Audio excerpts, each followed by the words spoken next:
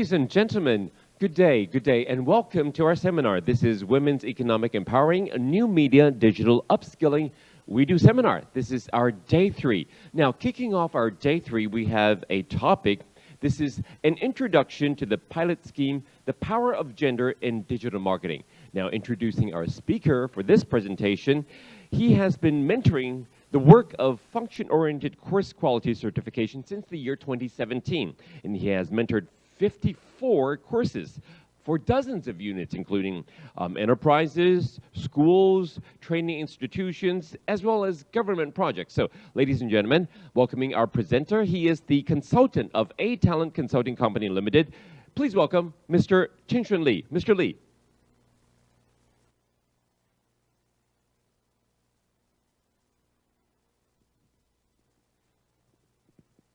Mr. Li, you have to do your presentation. This is your microphone. Hello, good afternoon. I am Qingshun Li.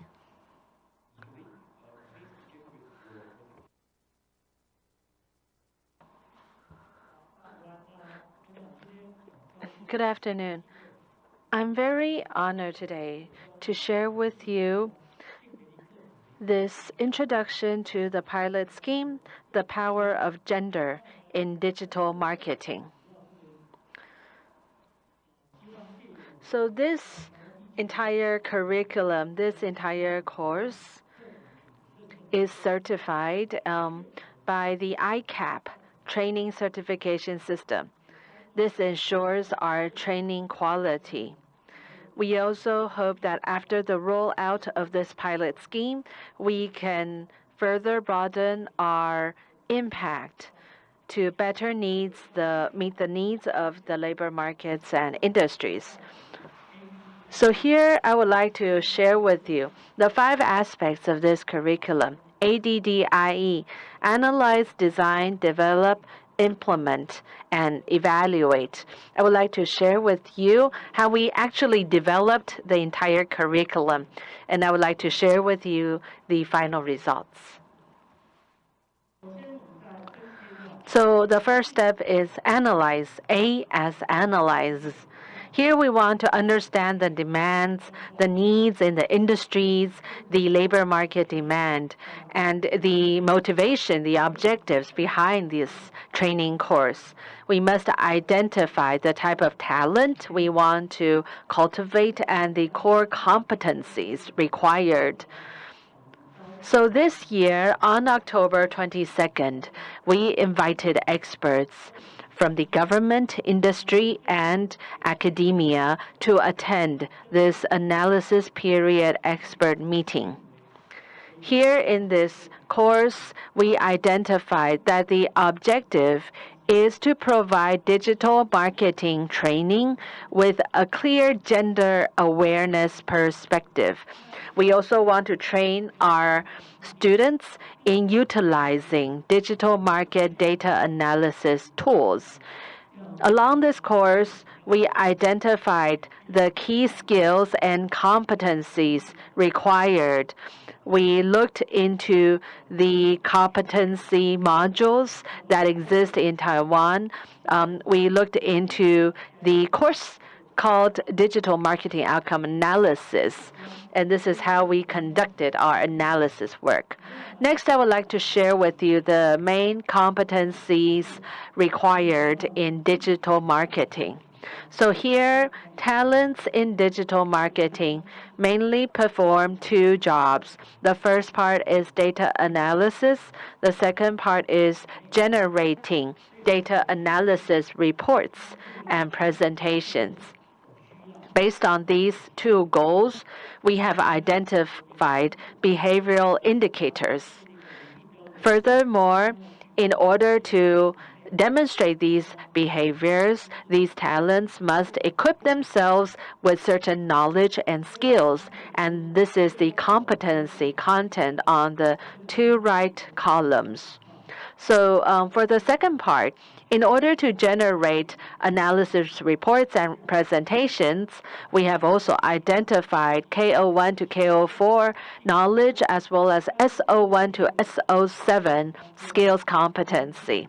Here we also see the different levels of the competency and the work goals. Here in Taiwan, we have identified a number of levels depending on the difficulty of the challenges. Depending on the difficulty of the jobs, the higher the number shows the more complexity of the job. The worker will have to be able to self-direct at a higher degree. So these are the different levels of competency. And this job is one that requires a lot of sophisticated skills and knowledge. So based on this competency analysis, we then move on to the second step, designing the course, designing the entire curriculum design, and also defining the target audience. Yesterday, in the seminar, we have also listened to our speaker. We have already held 2 courses and modules on digital marketing. One of the courses is named Digital Marketing Analysis course, and the second one is Digital Marketing Strategy Planning course. In the future, we hope to better train these talents who are interested in digital marketing to take these different level courses. In the future, we also want to make sure that they are able to develop careers in this field. So we also identified the prerequisites required for these 2 courses. Here, these are the courses that are identified as prerequisite, a total number of 6 hours of prerequisite courses. Upon completion of these 2 courses, we also want to make sure that all the students have absorbed all the information, and we hold a pre-test for the attendees before taking our level 4 course. And this is how we make sure that all our trainees have basic understanding, knowledge, and skills in digital marketing. So these are examples of our pre-test. I mentioned earlier that in our pretest we have about 20 problems.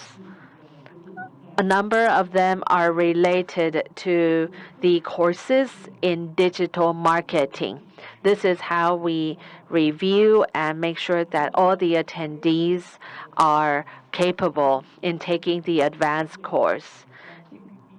In this curriculum, we would especially like to highlight the course content on gender awareness and gender equality. So we have also included 5 problems out of the 20 on gender equality. One type of the question are single choice question. Here, these are some tricky questions. People want to choose 4, D, all of the above, but there's a trick in this question, and this is how we want to test the attendees.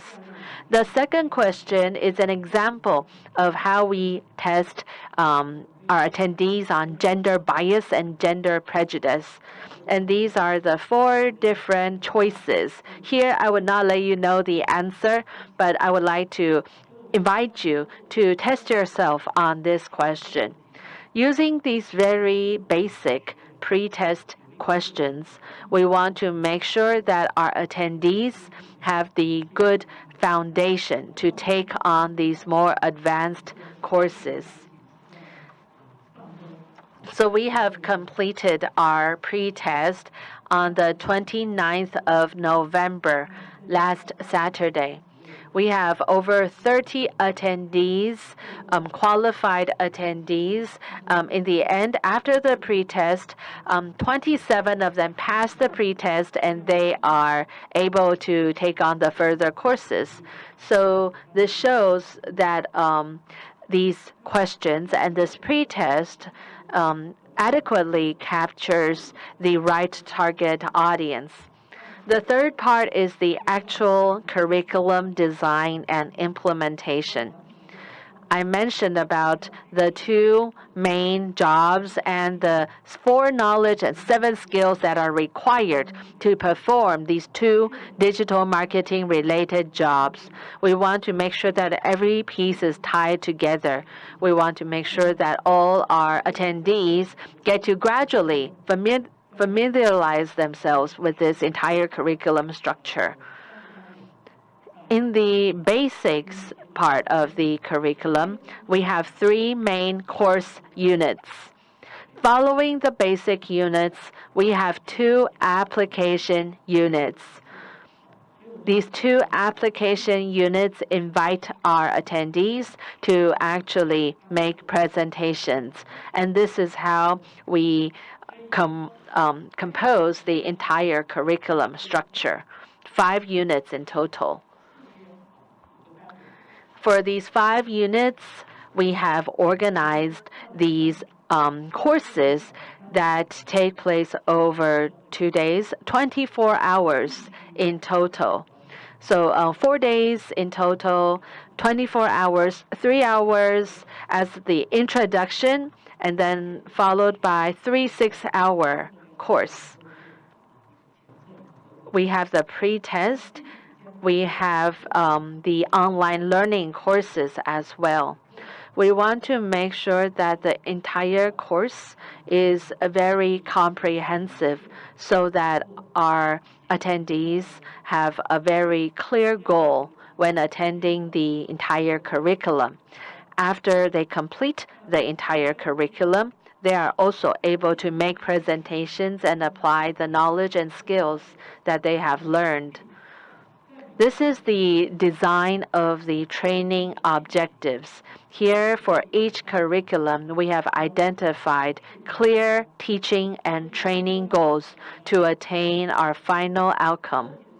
In our curriculum design, our training design, we focus a lot on the training and teaching goals.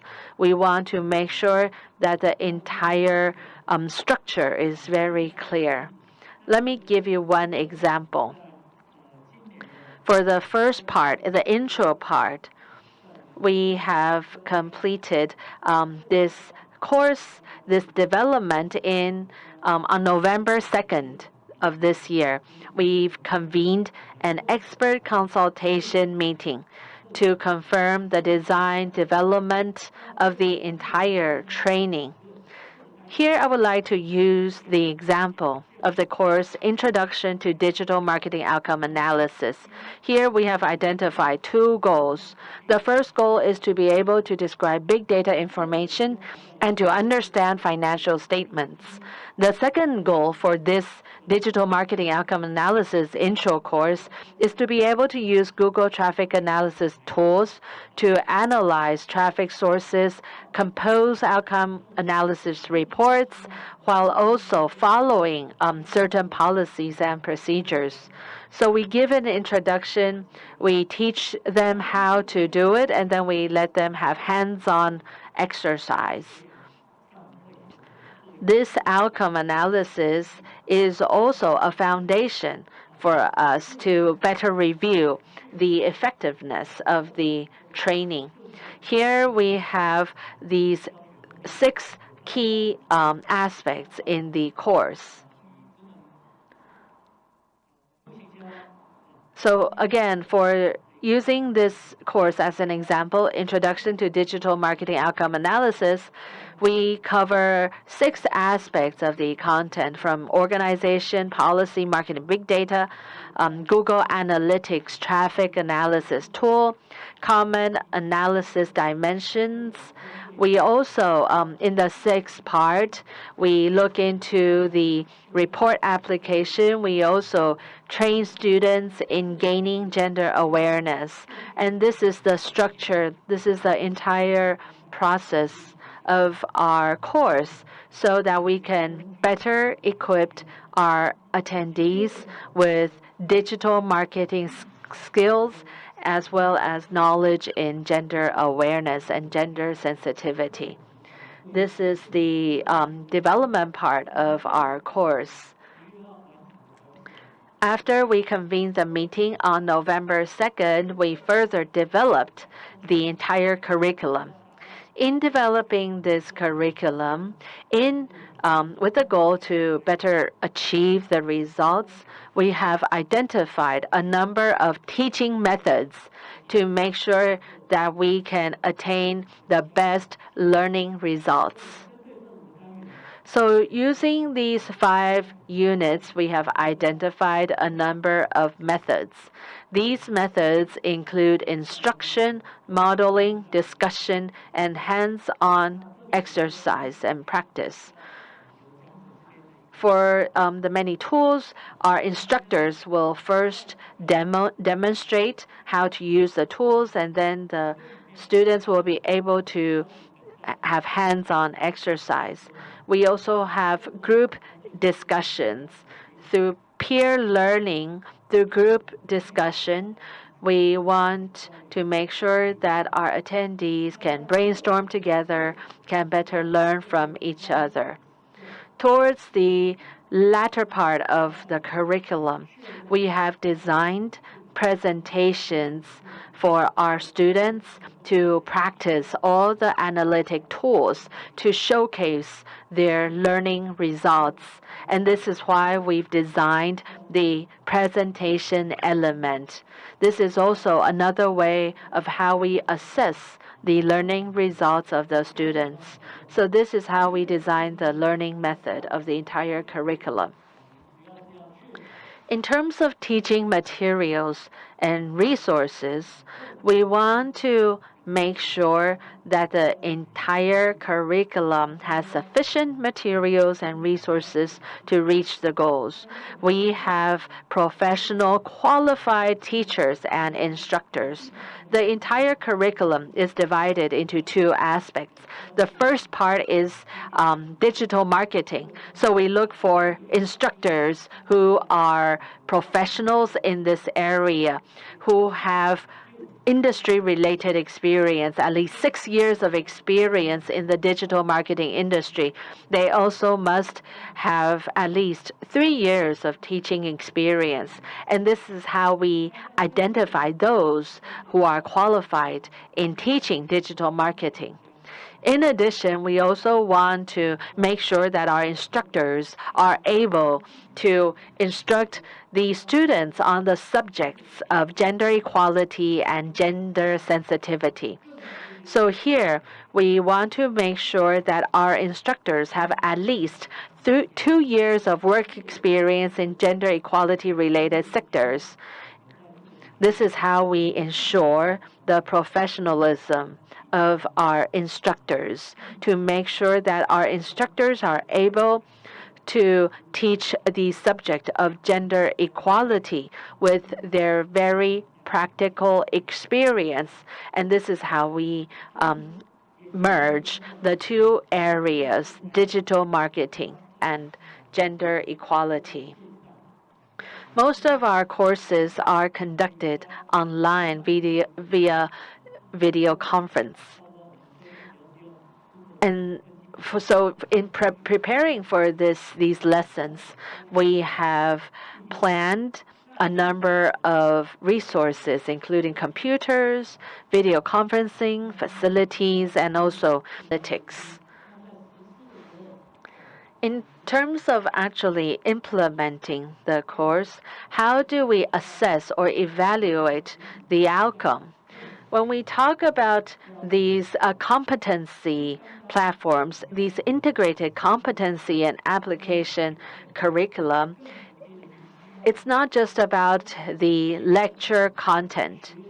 We also want to make sure that all the participants have fully learned from these courses, that the participants have gained and developed these skill sets. So when we try to assess the outcome, these learning and these teaching outcome, we want to make sure that there are tangible outcome, tangible indicators. And that's why we have identified these 4 indicators. We have tests to better assess and evaluate, especially in terms of knowledge development. Moreover, in addition to using tests, we also evaluate with the homeworks as well as hands-on practices. So we invited our participants to do their homework, to make presentations, to present their projects. The final project is a very important way for all our participants to fully showcase all the different knowledge and skills that they have learned. We also want to better understand their capability in solving these different questions. And this is how we plan and design the entire curriculum. Next, I would like to share with you an example of our test questions. The first question, it's a true or false question.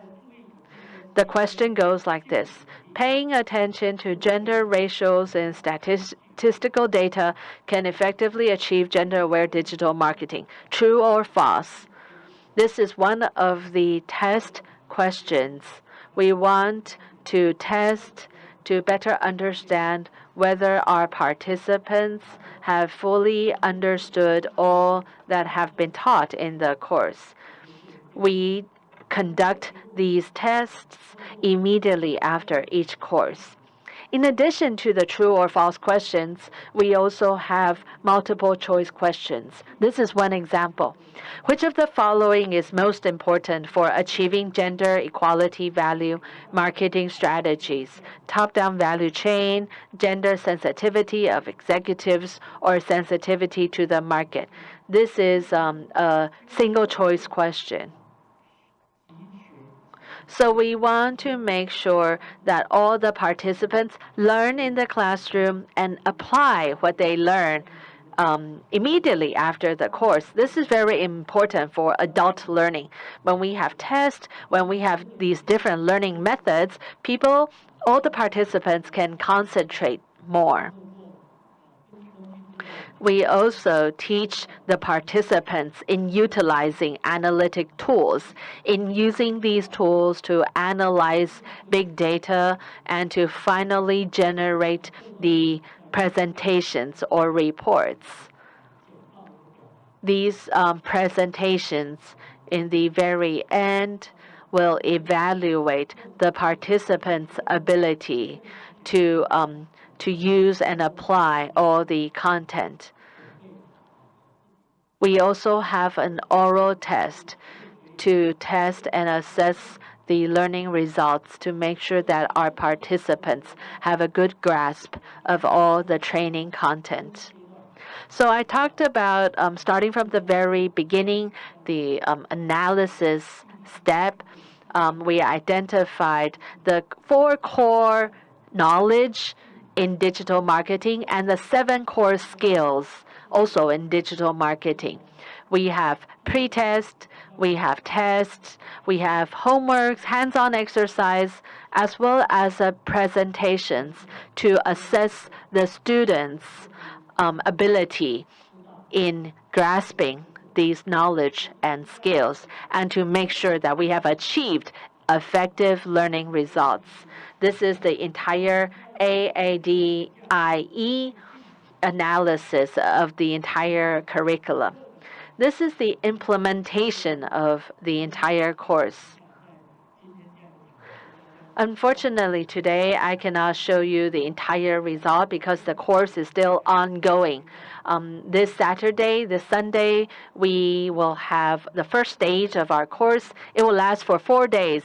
It is a 4-day training that lasts over 24 hours. Originally, we were planning to have 30 students, but in the end, only 27 students qualified. 27 students also passed the pre-test. So this time in total, we will have 27 students taking part in this 4-day training. We will also evaluate the performance of these students using their homework, using their presentations.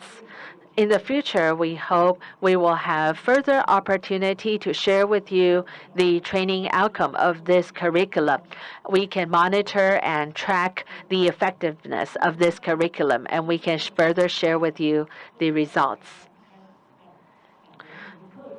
So the entire training, the entire curriculum, we have utilized the ICAP Integrated Competency and Application Certification System in Taiwan. This is how we ensure the quality and the effectiveness of this entire learning journey. In terms of evaluation and feedbacks, as mentioned, we collect all the evidence, we collect all the learning performance metrics.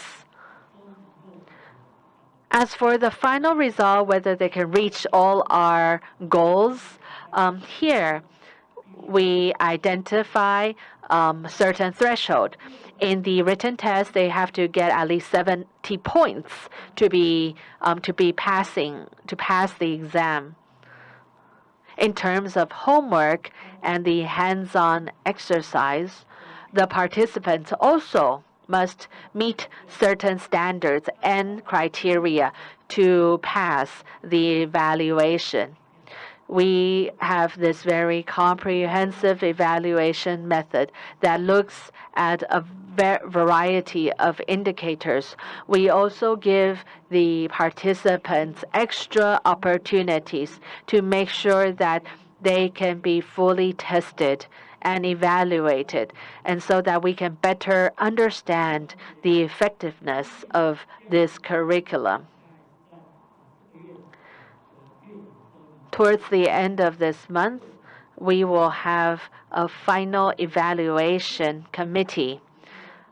In that meeting, we will review our goals, we will review our efforts to make sure that we have fully met the different objectives. We will also review all the documents, document confidentiality, and for future tracking and monitoring.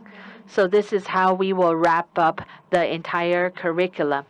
This is also how we use the ADDIE method to make sure that we meet all the standards of the ICAP training certification system.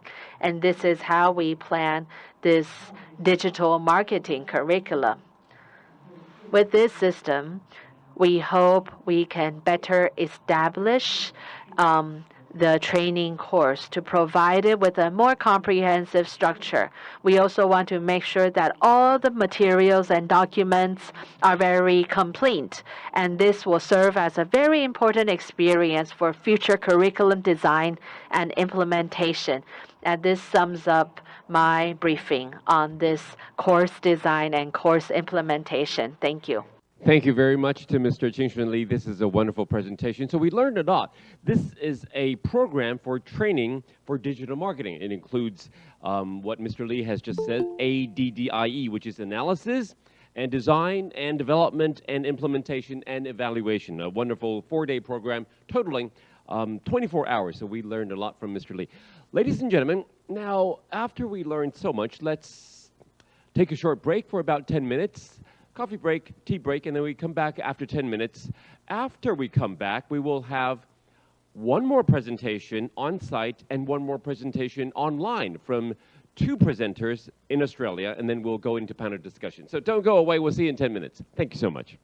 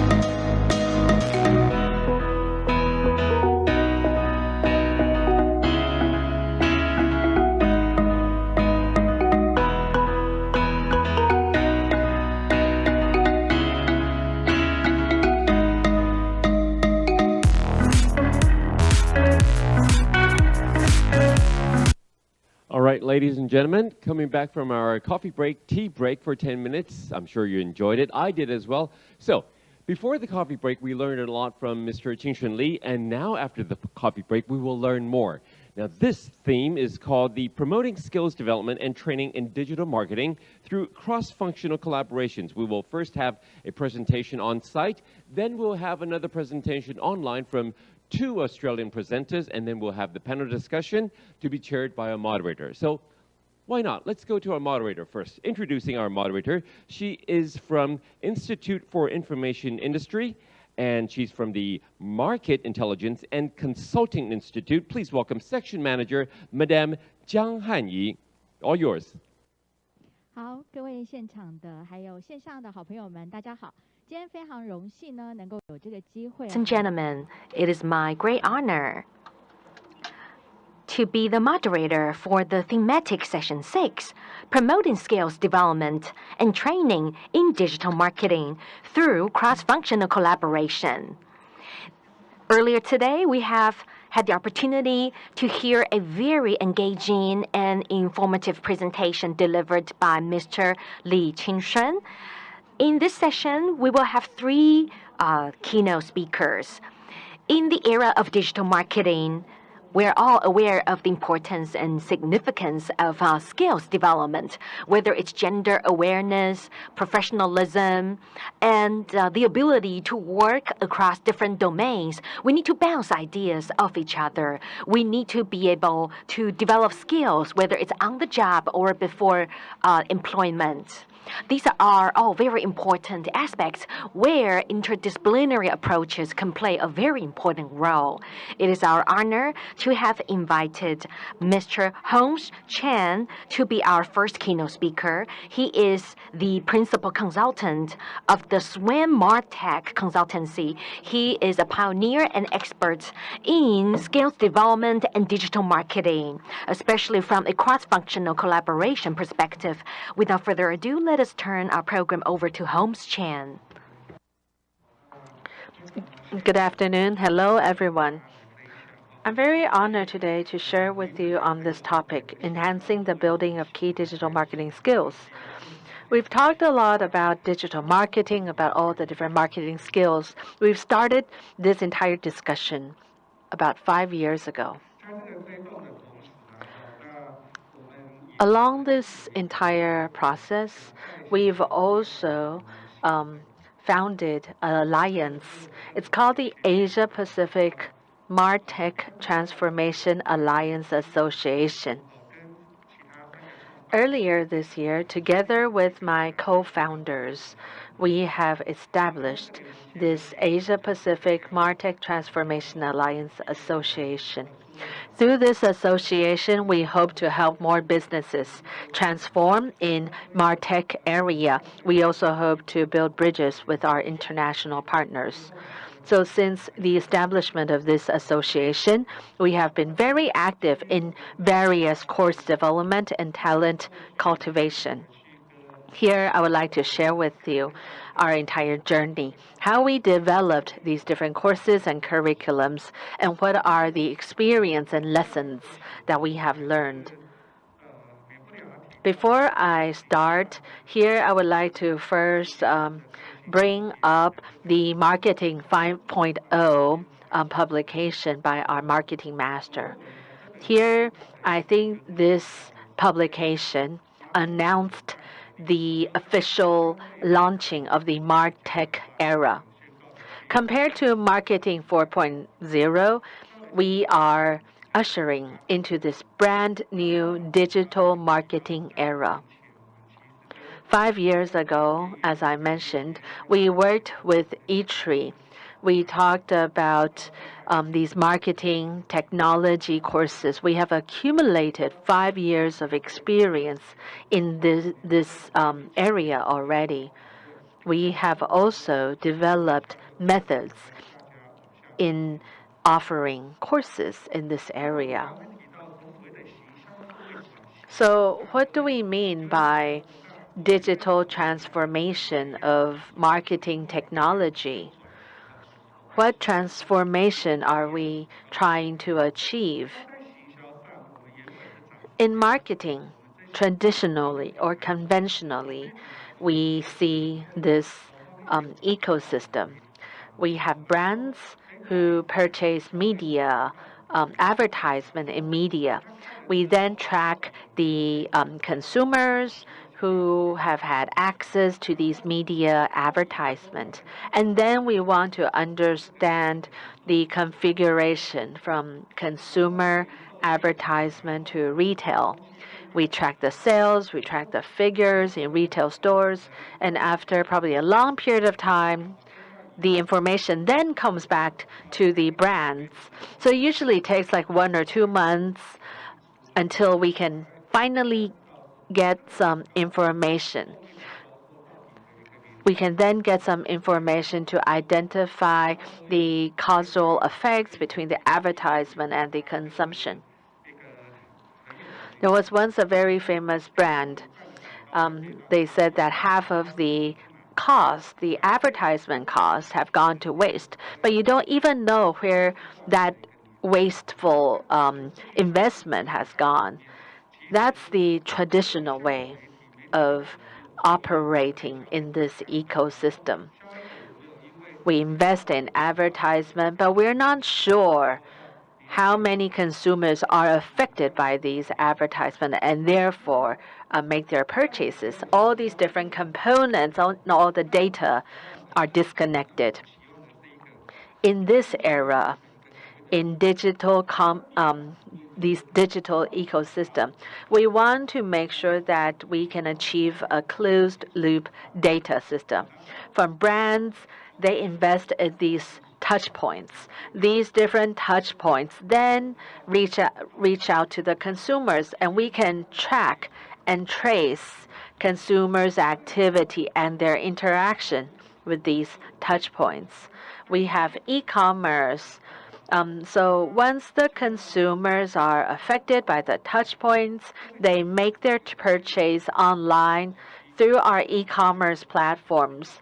And here we can have a very clear idea of whether our advertisement placements are effective or not. We've just gone through the November 11 shopping holiday. We see a lot of e-commerce stores having all kinds of advertisement. How do we make sure that these ads are effective? How do we make sure that this data circulation is a closed loop one?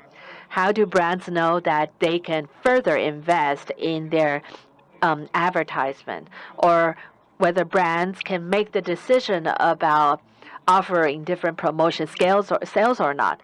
In this closed loop data system, the brands can continue to monitor all these different activities taking place in the marketplace. In the past, all these different data components are disconnected. They're disrupted. We don't see the entire picture. But through our transformation efforts, we hope we can close the loop, not only online, but also in physical stores, in these brick and mortar stores. And this is the digital transformation that we are aiming at. So how do we achieve this closed loop data system?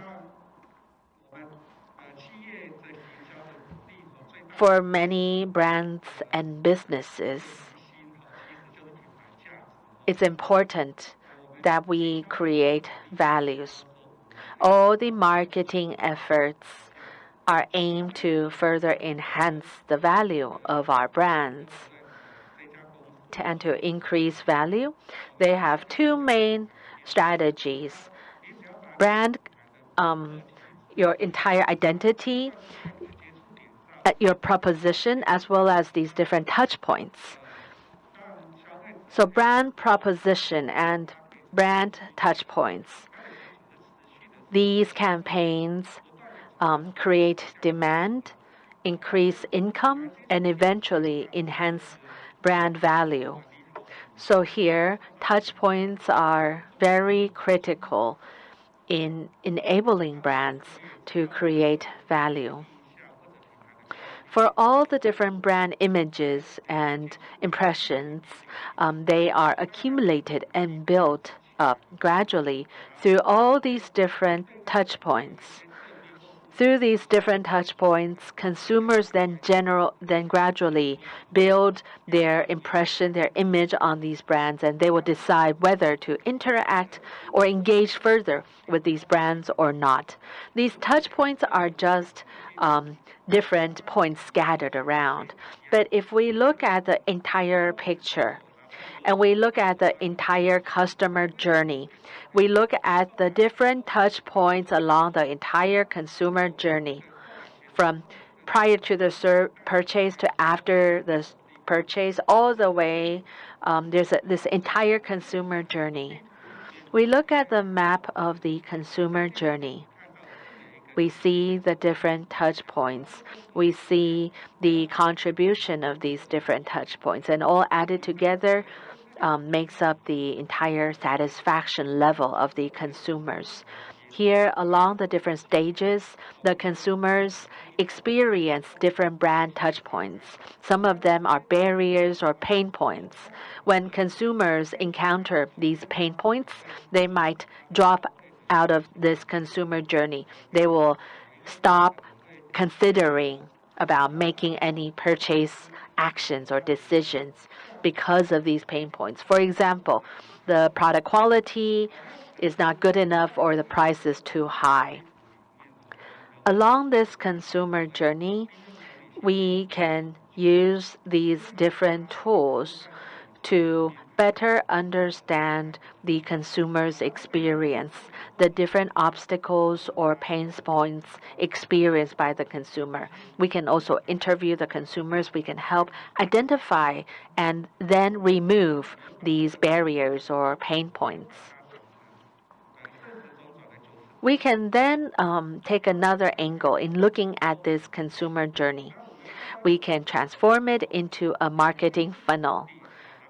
In this marketing funnel, we look at the touch points, we look at the consumer journey, and then we look at this entire funnel structure.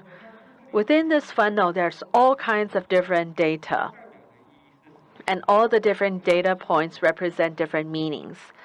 So here in this marketing funnel, at the very top level, we probably have 1,000 people who've seen our advertisement. They are aware of our product or our brand. It funnels down. 200 people have interest in the product. 50 people desire to purchase the product. And then eventually, 10 people buy it. And that's a conversion rate of 5%.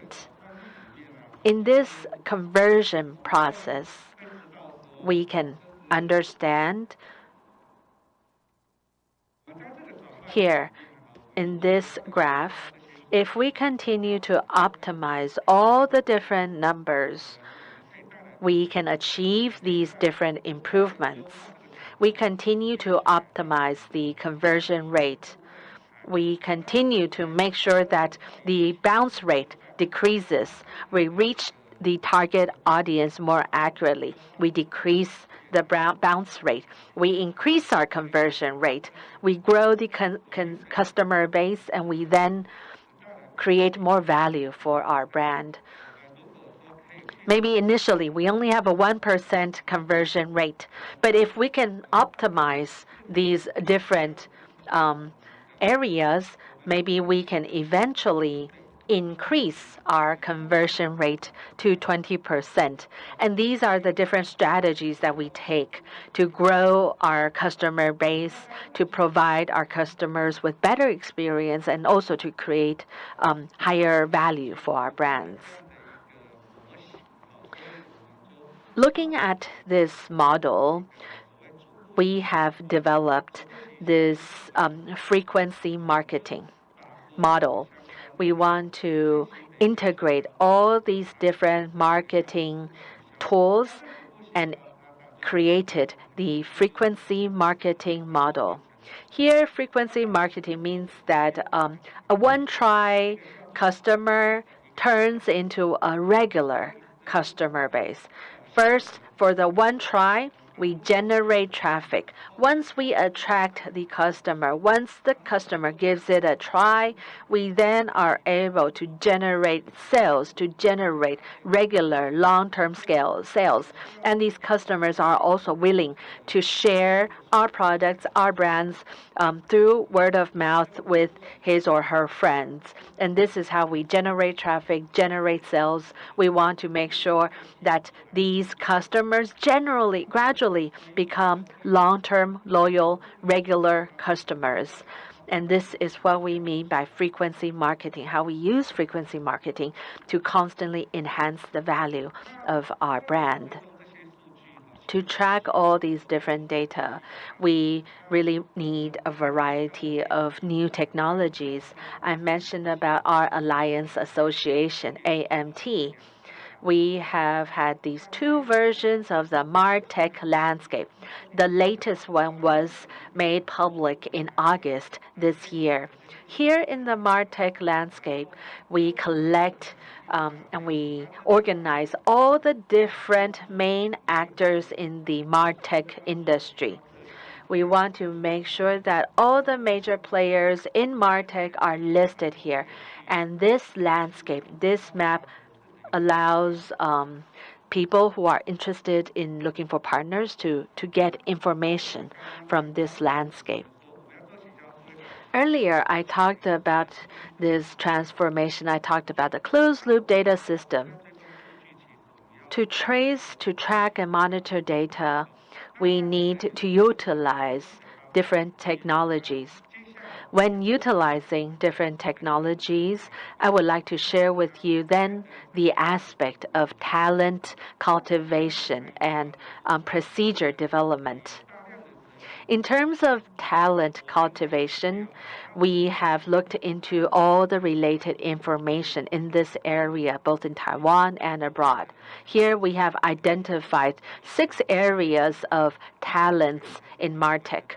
The first area related to brand and product growth. The second is related to community development. For example, social media community, those who help maintain and activate the social media community. The third area, the third talent or skill that is required is related to content and creativity. The fourth area is product management. The fifth part is technology and operation related. We introduce all kinds of technologies. We require people, talents to operate, to manage these different technologies. Finally, the sixth aspect is data analysis talent. And these are the different areas that we have identified. We can then further classify the different types based on the procedure.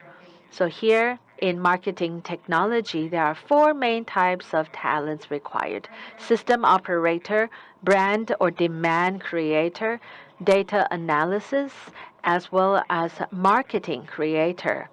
Here in the purple block, we see the data analyst and the blue block marketing creator related to websites and apps. We can also take a look at the talent cultivation in marketing technology from the skills perspective. There are these main skills that are required in the area: data and analytics, marketing applications, advertising networks, search engine optimization, content marketing, management of social and mobile platforms, web mechanics, or software coding. These are all the different skills that are required in this marketing technology area. These are the core competencies that we have identified. In the past, when we worked with ITRI over the last 5 years, we have identified these different courses related to marketing technology, from entry-level personnel, mid-level manager, all the way to senior supervisors. In terms of the most advanced level, chief of marketing technology or senior supervisors, we have already held 3 courses already. Each course, chief of marketing technology course, lasts for 36 hours. It takes 6 days to complete. We focus mainly on digital marketing transformation. We look at the technology, the data, the marketing skills, as well as talent required to achieve the digital marketing transformation. Every day we have different themes. Through this entire course, we want to help a company's chief of marketing technology to know what to achieve and how to achieve these goals. We must understand how to utilize technologies, how to better track and monitor data, and how to train our talent. And this is the most advanced course that we have offered for our chief of marketing technology. For the mid-level managers, we have developed this marketing technology manager course. This course focuses more on the technological aspect of marketing technology. On the first day, we give an overview of the different marketing and data technologies. On the second day, we look into the sales content experience technologies. On the third day, we delve into community building, relationship building technologies. And on the very last day of the course, we give a practicum. So we want to make sure that after the mid-level managers complete this course, they know what tools to utilize and they can start helping the businesses develop and introduce marketing technologies. For the entry-level personnel, we have developed these 48-hour courses. We worked with the Ministry of Labor. We have this 48-hour course for entry-level workers in marketing technology. These entry-level courses focus on hands-on practices. Many of these are newly graduates. They want to learn, they want to equip themselves with certain skills so that they can find jobs or works in marketing technology. So in this entry-level course, we teach them how to purchase advertisement online, how to analyze big data, or how to conduct content marketing or social marketing. We've also worked with the SME Bureau. In this curriculum plan, it's a 50-hour curriculum with the Ministry of Economic Affairs SME Bureau. Just like the course that I just described, we focus on the very practical tools. So these entry-level workers are able to immediately operate with sufficient capacity. We are also working with E-Tree developing this 240 hours curriculum, focusing on data analysis as the main theme. This is a course on data analysis and marketing technology. Again, our target audience are these fresh graduates. After this curriculum of 240 hours, they are able to immediately operate and perform on their real job, and they can actually utilize and apply all these knowledge and skills learned. So this is the course that we have designed. We have already implemented these different level courses, and we are continuing to optimize and fine-tune these courses. Another very important aspect of this course, we here are founders at AMT. We want to make sure that we offer the best training for our students. So we worked with professors, 50 professors from the major universities in Taiwan. We teach these professors. We also authorize our teaching material for them to use. So this is like a training of the mentors, training of the seed instructors, so that these professors can then train and teach their students in this area. And this year we have already trained 50 seed teachers. We will continue our efforts, and hopefully by next year we will have 100 mentors and seed instructors ready in this area. In addition, we also have 2 textbooks. These are the 2 textbooks that we have incorporated in this curriculum. Finally, this is the entire curriculum structure. I won't go into the details, but these are the structure and the information of how we integrate our past experience. We also incorporated all the different marketing technology methods, and this concludes my sharing. Thank you. Thank you, Mr. Chen, for sharing your presentation with us. You mentioned the arrival of the Marketing 5.0 era. These has brought about different revolutions, different waves of changes. So we all need to head into another stage of transformation, whether it's the corporation or the consumers. Everyone is feeling the impact of these emerging changes. And skills development also needs to transform. Mr. Chen talked about the different demands for upcoming skills. For example, you must understand marketing technologies in addition to other different types of technologies in order to meet the demands of the new market. Coming up next, we would like to invite our 2 speakers from Australia. They represent technical and further education. They are Tara Broke as well as Petra Zink. They are experts in applied science and business, education, skills training, online marketing, just to name a few. They will share their insights and expertise as well as new perspectives with us when it comes to communication, social media, and online marketing. Without further ado, I would like to turn the program over to our speakers from Australia. We wonder if they're ready. Please begin your presentation whenever you are ready. Hello, thank you for the opportunity to provide this presentation. My name's Tara Brock and I'm the Professional Service Manager for TAFE Queensland Brisbane. I would like to introduce my colleague and co-presenter Petra Zink. Our team deliver a large range of business qualifications to students across Queensland and internationally. One of our most popular programs is the Diploma of Marketing and Communication, and this program builds skills and knowledge in digital marketing strategy and plans customer engagement and market research. Today, our presentation will focus on 4 key areas: the steps to build a training program, international labour market trends, new digital marketing skills required, and fundamentals of a digital marketing plan. Strategies. Before I hand over to Petra, I'd like to provide you with an overview of our philosophy for building and delivering a training program.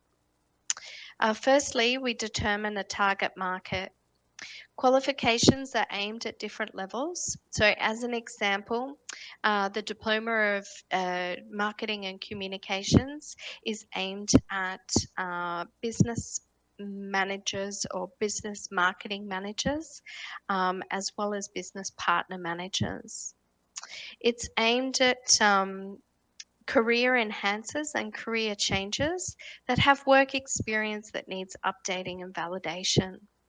Typically, the courses are longer in duration due to national accreditation, and they're designed to balance the speed to market with the need for deep learning. Our deep learning includes repetition and time for application and reflection. Any of the programs that we develop are closely linked to industry best practice, and this is achieved through the use of developing resources in consultation with industry, and also using current case studies, utilizing guest lecturers and real businesses throughout the course. As an example, students in the Diploma of Marketing and Communications build digital marketing strategy for live businesses that are live across Queensland. I would now like to introduce our Marketing and Communications lecturer, Petra Zink, to provide you with information about digital marketing trends and practical application.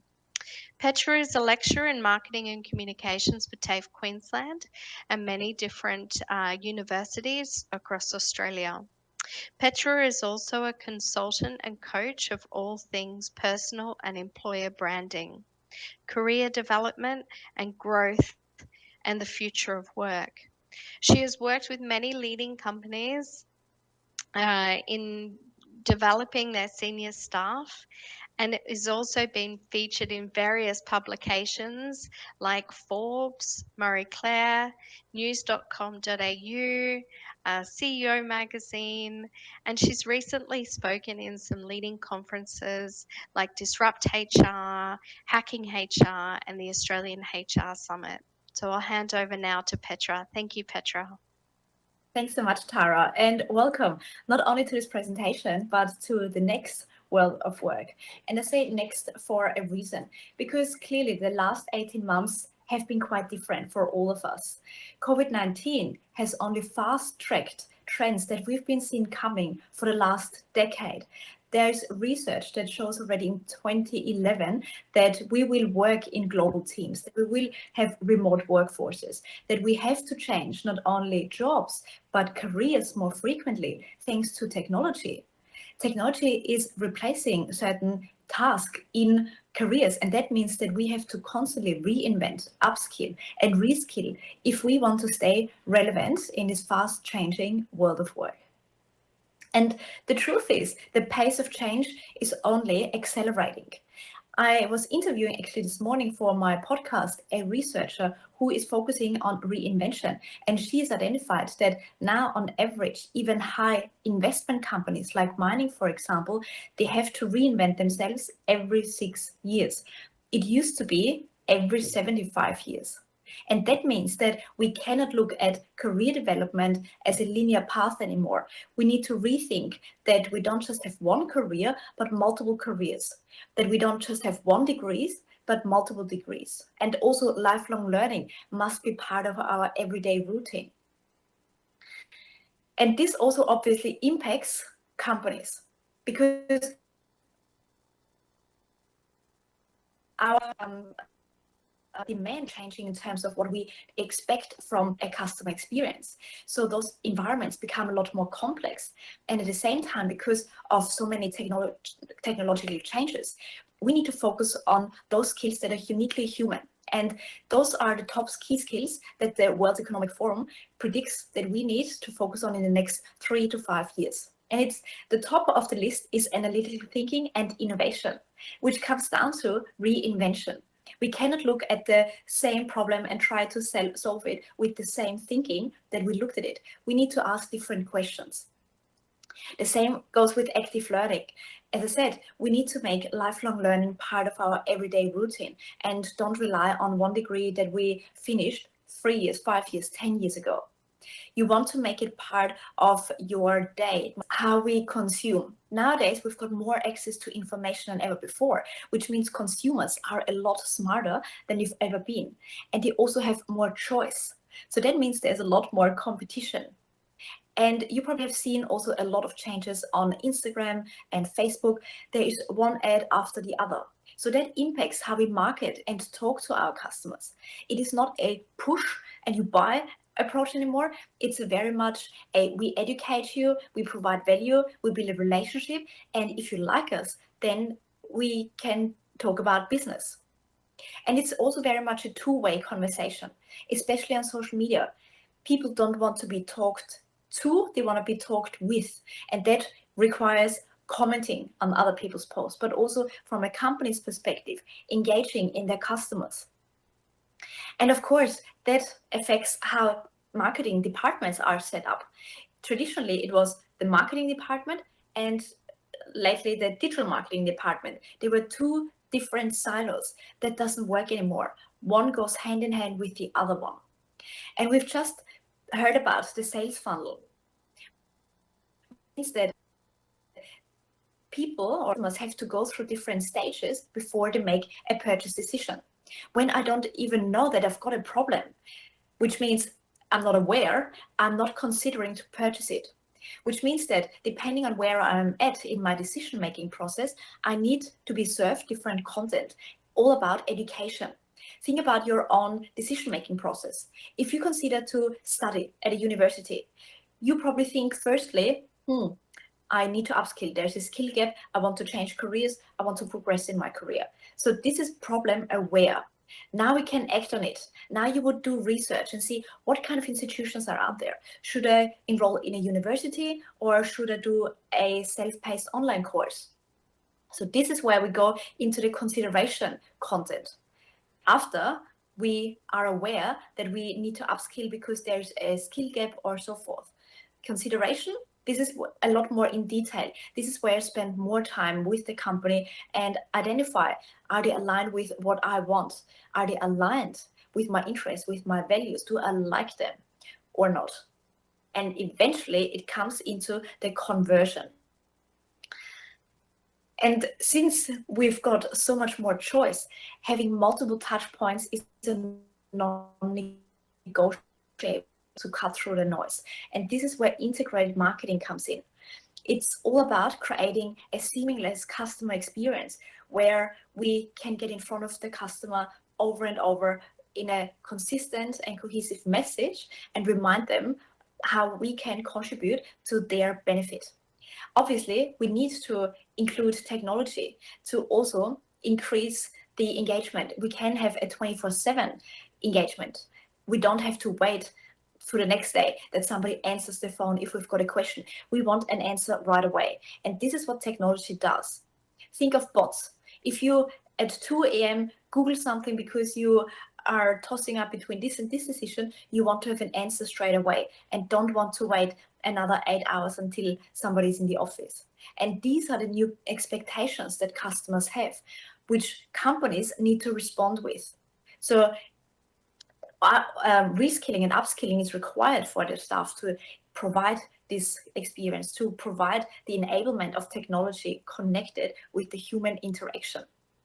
And what we've also seen over the last probably 2 or 3 years now is that influencer marketing is increasing because we are trusting a person a lot more than a brand or a logo.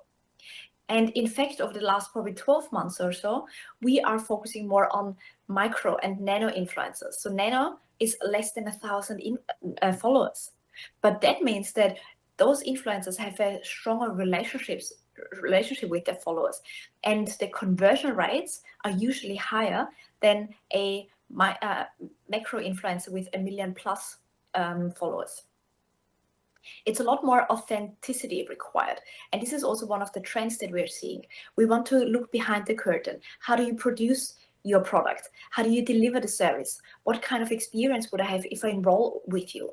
This is exactly what our customers of today want to know. Not the perfect propaganda, not the perfectly animated ad.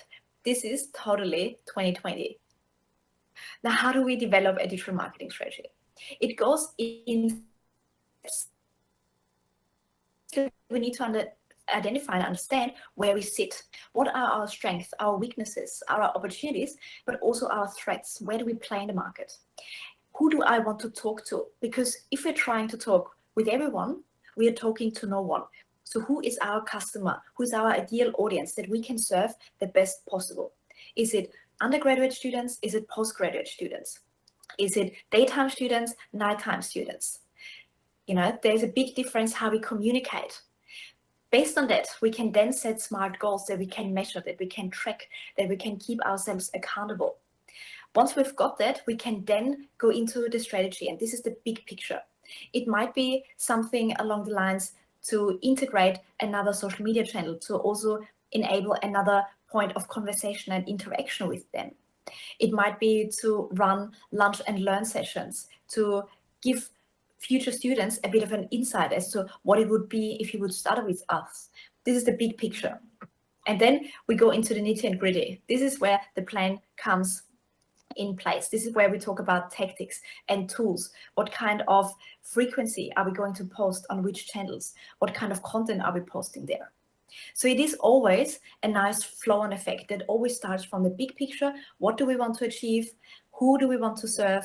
What are the big goals and outcomes? How do we get there? And then we measure it with our plan. And we talked about the sales funnel and customer journey already a little bit. And this is what we really need to remind ourselves, that it doesn't take only a couple of emails, for example, or a couple of posts for people to connect with us. There are multiple touch points along the journey that determine whether they purchase from us or not. And that requires different engagement. So at the very first stage, in the awareness stage, which is far away from actually purchasing, I need to get in front of as many people as I possibly can. This is where social media comes in. I always say social media is a conversation starter. It is not a deal closer. So often companies get frustrated that they say, we are not making any sales of social media. It's because they do it wrong. They think when they post something and say, buy now, 50% off, enrollment closes tomorrow, that this is enough. It isn't. Social media is about creating awareness, getting in front of more people, and attracting the right to get to the next stage. And the next stage is usually our own platform. And this is also a big differentiator. So many companies and even influencers build their entire business on social media. Now, a few weeks ago, Facebook and Instagram, they completely shut down for 8 hours, and companies lost millions of dollars because of that. We always want to build our business on our own land, not on rented land. So what the really key component is here in the consideration stage, where the consumers might want to engage with us further, is to build a strong email list where we can nurture them, where we can stay in touch with them, where we can control whether they see our message or not. Social medias or organic algorithm is shocking. It's so hard to get in front of people if you don't pay a lot of money. So this is what we need to consider. And I'm not going too much in detail in each of the stages. The key takeout is here that we need to provide different types of content in the different stages. There's no point of providing an invoice if I don't even know that I want to purchase. This is the very last stage. Or a proposal, for example. If I don't even know that I want to purchase it, what am I doing with a proposal? However, at the very last stage, when I only have two options to consider, of course I need a proposal. But firstly, I need to be educated. This is where long-form content comes in. Podcasts, social media, blog posts. This is where we then take it to the next stage. And I know we are right on time, so I want to wrap up with a couple of different examples how we can actually run a digital marketing campaign. So when we say our goal is to make $4,000 in sale, and our price point for our offer is $1,000, the industry conversion rate is between 0.5 and 2%. And this is with a warm audience, meaning they've heard from us before. They've had some interaction with us. We're not completely out of the blue saying, buy something here. So 1% is actually a pretty good number. And this might be already a little bit of a light bulb moment when we realize how many people we actually need to talk to in order to get to our goal. Now, in this case, we need actually 400 conversations to get to those $4,000 in sale if we've got on average a 1% conversion. And we can do this in a couple of different ways. The traditional sales funnel requires us multiple touch points. So it starts with social media, where we share content, where we post regularly. And we might want to offer something for free because we want to have the email address. So we say, download your free checklist here to learn how the best social media manager in 2022. It might be a short course, a 3 minutes, 3 modules course to give some insights as to what I actually offer. But this is only a snippet. It's a little bonus. So this is a gift. They come onto our landing page. This is where we collect their email addresses. And now the conversation actually starts. We nurture them through a targeted email campaign where we address concerns, where we address objections, where we add testimonials, where we give them price options, because they already said with the opt-in that they are interested in what we've got to offer. And we're not just blasting everyone the offer that we might have. And then what we want to do is we want to invite them to a conversion event. And it might be a webinar where we pitch at the end, where we can show behind the scenes, this is how it would feel if you enroll with us. And this is where the actual sales happen. So you see, between social media and the actual conversion, there are many, many stages, and it doesn't stop with social media. Another example, when you think, oh, that takes way too long, could be a more high-touch approach. It could be, rather than hoping for people to see my post or even paying to get more reach, I can also personalize, send this personalized email messages to our prospects, and again have the qualified leads registering for an event and converted from there. So we actually have two different approaches depending on the resources that we've got, and of course also the skills that we've got. And I know we are right on time, so I just want to address a couple of elements that we need to consider when we look into digital marketing. As I said, I often hear that companies say digital marketing doesn't work for us. It's often because they focus on the wrong metrics. Often they say we can't convert, but when we look at the numbers and we realize that about 1% of all prospects will convert, they have a reach problem. They are not talking to enough people to get to the conversion. So this is already one metric that we need to probably switch. A campaign starts too late. Often when we say we've got a sale coming up in 2 weeks' time, it's time for us to promote it. It is too long.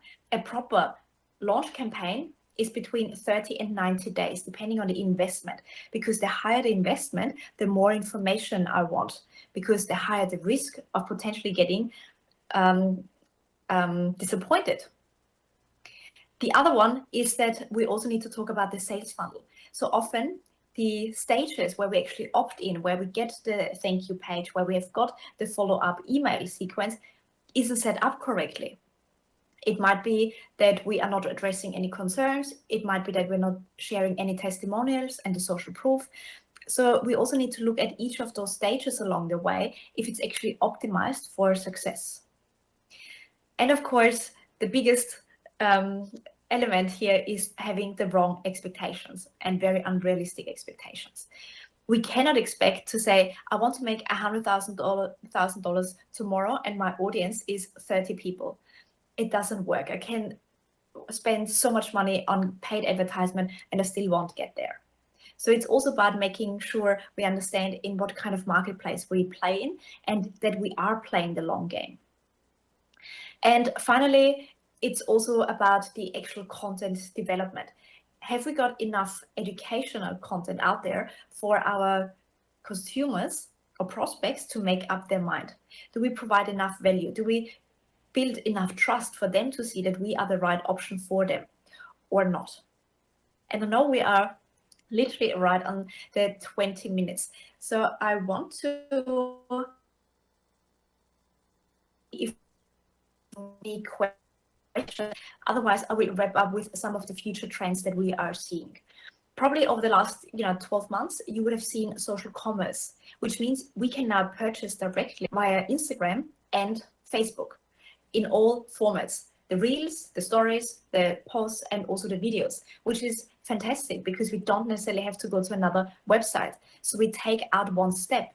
However, we cannot rely on that to be the only option of customers getting in touch with us.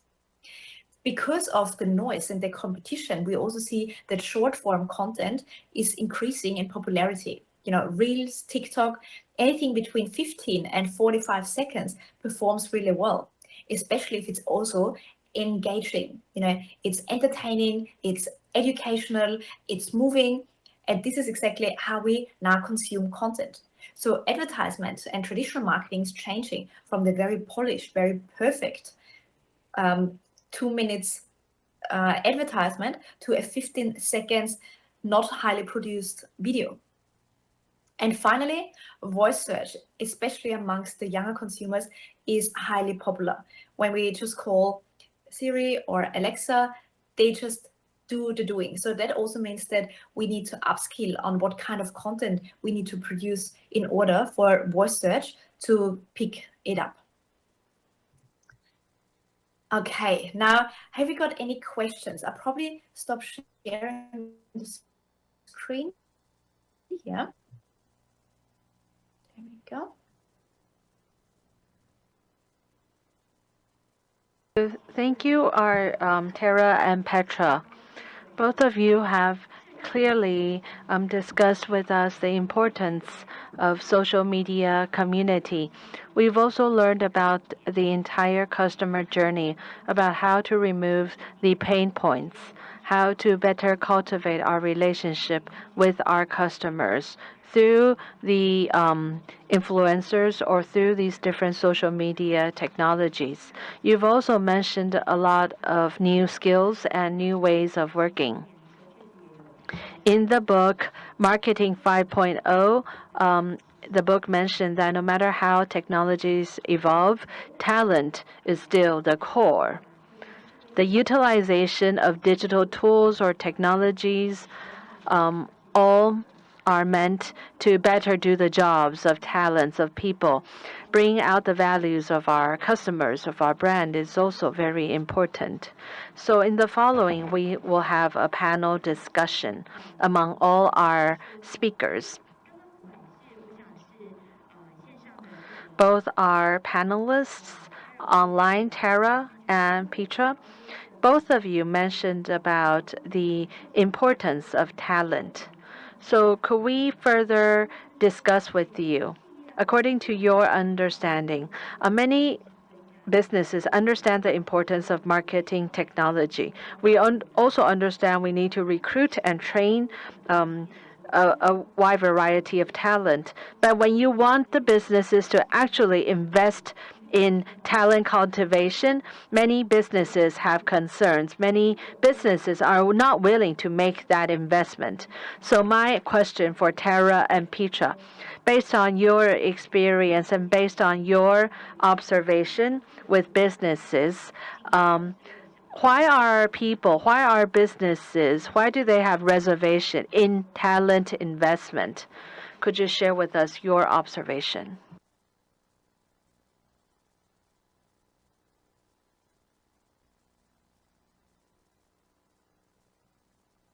So Tara, could you try to respond? In digital marketing, many businesses are not willing to invest in marketing technology. What are the reasons in your observation? Would you be able to translate for us, please?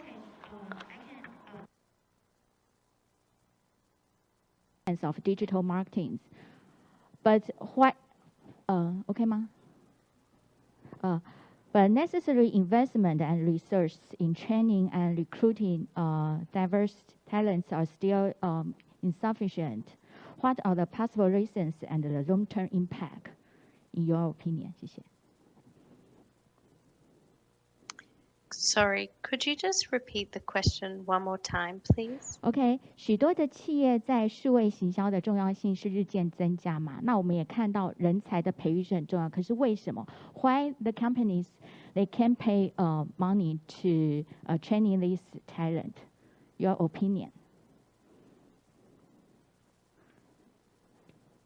I think one of the biggest challenges is that companies are. OK. Sorry. That's okay. I think the biggest challenge is that companies are going to be left behind if they're not upskilling. However, what we also see is that talents and employees stay with companies shorter, which makes them a little bit more cautious investing in their staff, unfortunately. So what we see is that more and more talents need to take responsibility over their own skill development and reskilling. And this is why we've got so many students at TAFE, for example, doing night classes, because they do that next to their day job, because their employer doesn't support them. But at the same time, if we are not upskilling, we are getting left behind. And with individuals, it is we can see that much quicker rather than with companies. It always takes a while. But we have seen with Kodak, for example, they did not reinvent quick enough and they're not here anymore. So the biggest challenge is to, if we're not upskilling, that we are getting taken over by those smaller, more agile and more nimble organizations that are coming up.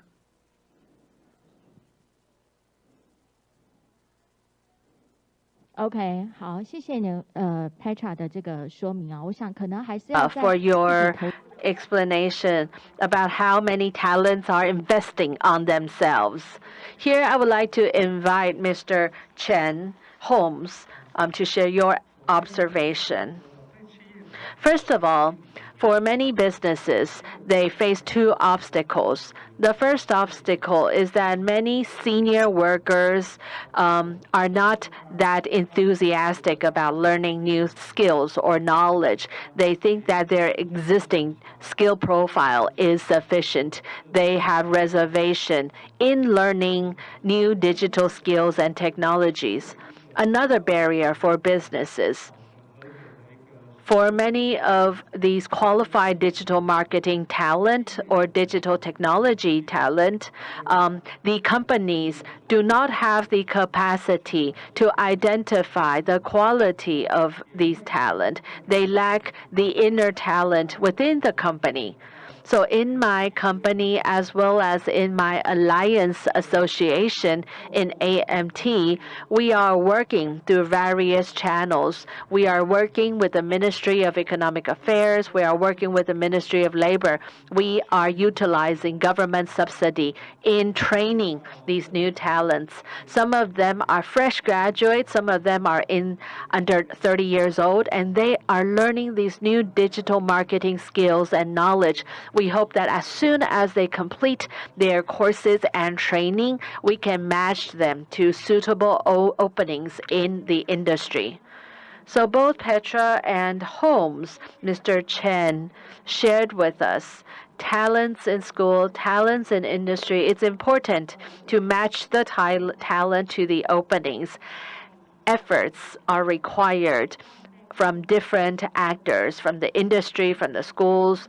Businesses could have reservation.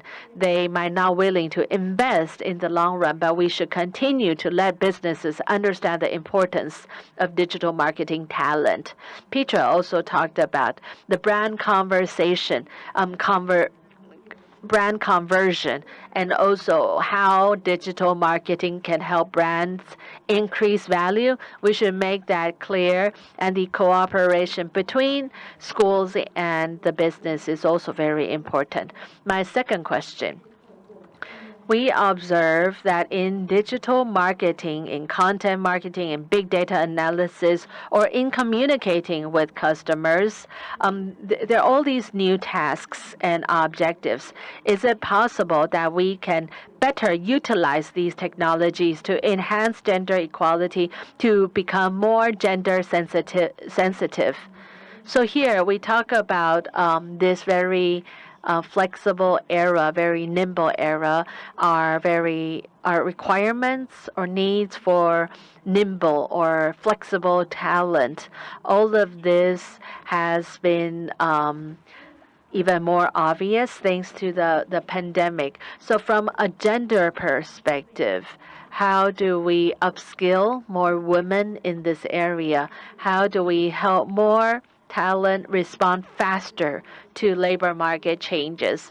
Could I invite my colleagues here in Taiwan to respond to my question? So who would like to start?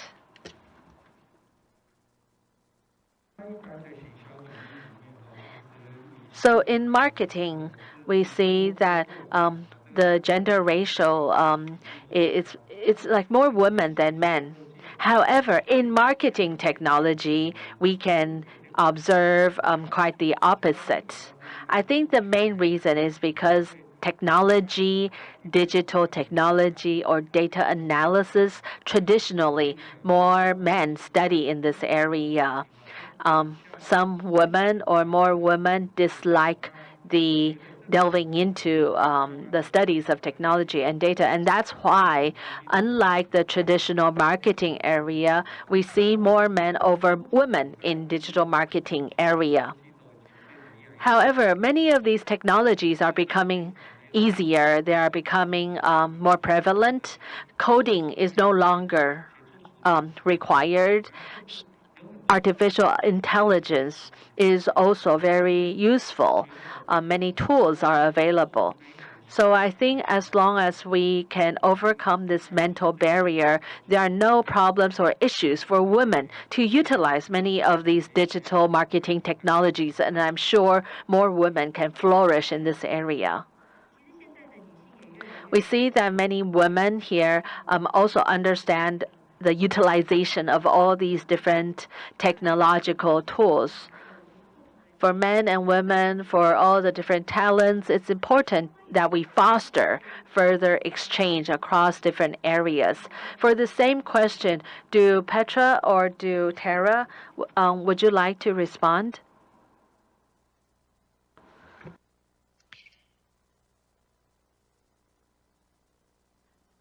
Petra or Tara, would you like to respond? Question that is on the screen, I think what we have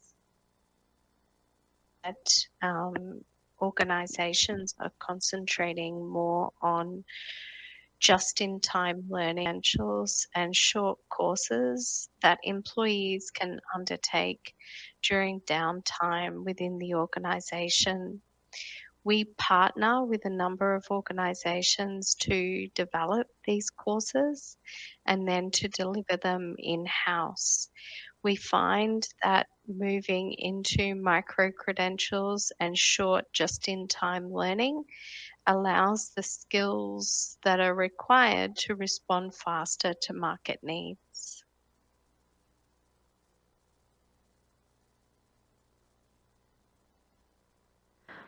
Okay, thank you. Thank you about just-in-time response, faster response to market needs. Could I also invite Mr. Lee, Consultant Lee? For this question, I have identified some insights from the training's perspective. I used to be in the training institute in sales. And every time when the sales numbers go down, we will think about whether it's because we don't offer enough training. But when the sales number go down, we might not trace all the way back to training. So it comes back to the quality of our training curriculum. We must integrate our trainings, talent cultivation with practical industry needs. And that's how we can better and faster respond to market needs. For example, can we regularly provide and upskill the first line staff members? They can regularly participate in sharing and exchange within the company so that we can cultivate this atmosphere or culture within a business so that we can better systematically integrate these experiences and to transfer these experience within the company. As technologies advance, all of us, even just with mobile devices, we have many powerful tools. These powerful tools are able to capture all kinds of media, voice, sound at all times. So by utilizing these tools in offices, in businesses, we can then respond faster to market needs. Thank you. Thank you, Mr. Lee. We'd also like to thank all our speakers, both online and here next to me. Indeed, in marketing technology, we are seeing a wide variety of emerging technologies and tools. In today's discussion, we have also learned that in this area, all these tools could be powerful for us, but it all comes back to the core issue of talent. How do we promote and train more people in using the right tools along the customer journey? We should better remove the pain points and add the sweet spots. And this is how we, whether we're industries or in training institutions, this is an area that we can pour more efforts in. Thanks to the pandemic, we are forced to further look into the customer journey. We have learned a lot of precious lessons in today's panel. I hope all of you also find this afternoon very productive. And this concludes the afternoon discussion today. Panelists, please stay online because we want to do a group photo now with you online and our on-site panelists and moderators. So that's... Can we take off our face mask, please, for just a few seconds? Yes. I know. Your face masks are off already, our online participants. Thank you so much. Beautiful smile. Lovely ladies. Okay, please, let's smile for the camera. This is a wonderful event.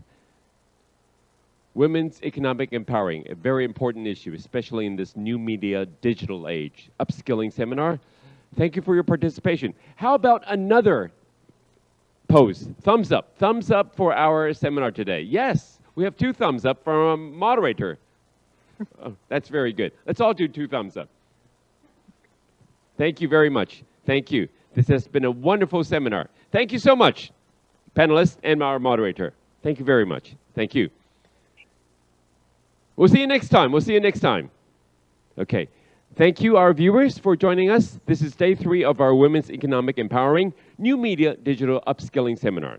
Innovation, inspiration, and inclusion. That's what we aim for. Thank you very much. We'll see you next time. Oh, by the way, tomorrow we have workshop. Please join us again tomorrow online for our workshop. Thank you once again. Thank you.